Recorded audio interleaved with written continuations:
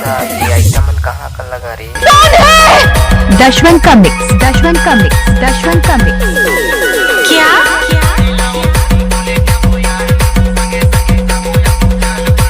अच्छा अच्छा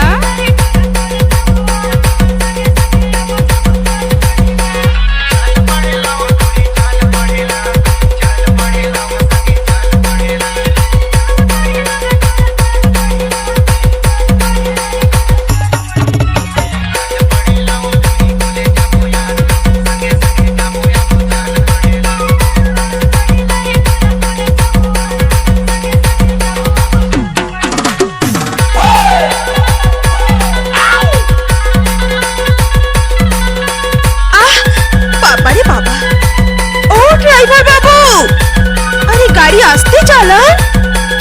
कहीं बात है समर्थक रे निपोर के, कहीं बात है समर्थक रे निपोर के।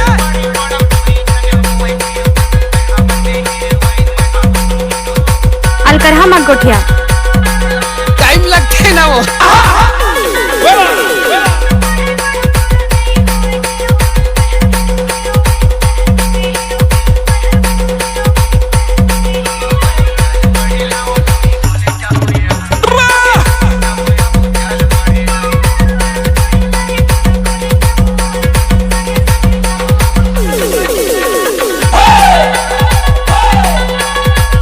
सुन रहे हैं दशवन का मिक्स, दशवन का मिक्स, दशवन का मिक्स।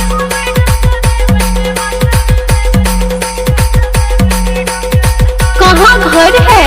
धवलपुर पटेल पारा, धवलपुर पटेल पारा।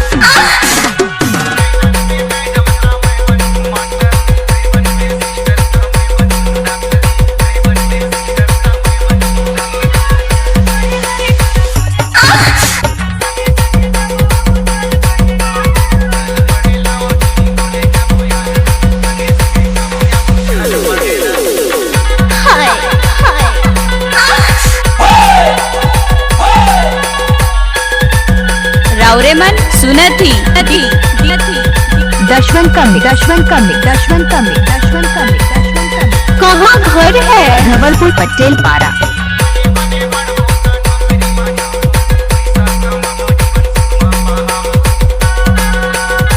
दशवन रिमिक्स, दशवन रिमिक्स, दशवन रिमिक्स, दशवन रिमिक्स, दशवन रिमिक्स।